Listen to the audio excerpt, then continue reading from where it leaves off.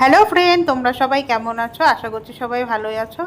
আজকে দেখো আমি তোমাদের সাথে শেয়ার করব নতুন ধরনের একটা মাছের রেসিপি, তিল মাছ। তার জন্য যেগুলো লাগবে, তিল নিয়েছি হচ্ছে, সাদা তেল নিয়েছে হচ্ছে 1.5 চামচ, 1.5 টেবিল স্পুন নিয়ে হচ্ছে এটাকে প্রথমে হচ্ছে শুকনো অবস্থায় মিক্সিতে গুঁড়ো করে নেবো, তারপরে জল দিয়ে এটাকে বেটে নেব।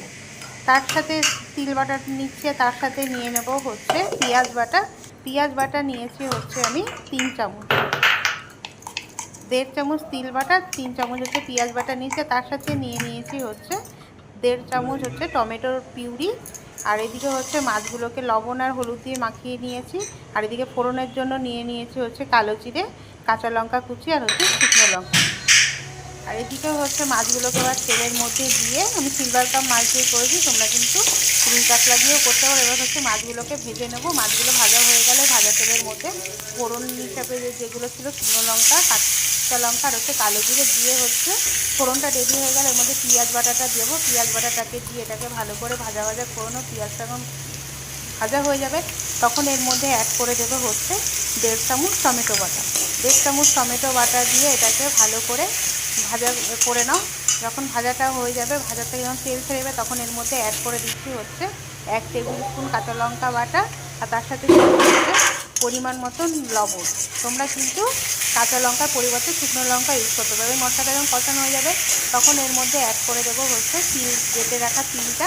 বেটে রাখা তিলটাকে দিয়ে এই মশলাটাকে আবার ভালো করে ভেজে নাও। মশলাটা ভাজা হয়ে গেলে, মশলাটাকে যখন তেল ছেড়ে দেবে তখন এর মধ্যে অ্যাড করে দেবো হচ্ছে জল।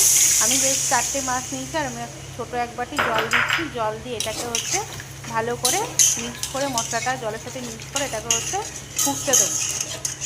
ঢাকা দিয়ে ঝোলটাকে ফুটতে দেবো।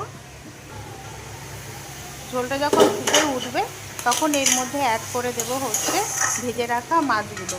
ভেজে রাখা মাছগুলোকে দিয়ে ভালো করে ফুটিয়ে নাও, মানে জলটাকে শুকিয়ে নাও। এটা গা মাখামাখাই হবে। এবার নামানোর আগে এর মধ্যে অ্যাড করে দেবো হচ্ছে সামান্য চিনি। চিনি দিয়ে এটাকে ভালো করে ফুটিয়ে একটু মিক্স করে নাও, তাহলেই রেডি হয়ে যাবে আমাদের তিল মাছ। আর সবাইকে বলবো, আমার রেসিপিগুলো যদি ভালো লাগে সবাই আমার চ্যানেলটাকে লাইক অ্যান্ড সাবস্ক্রাইব করে দিও। ফ্রেন্ড অ্যান্ড ফ্যামিলির সাথে একটু পারলে শেয়ার করে দিও।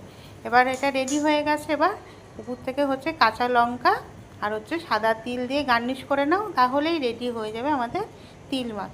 থ্যাংক ইউ সবাইকে সাথে থাকার জন্য।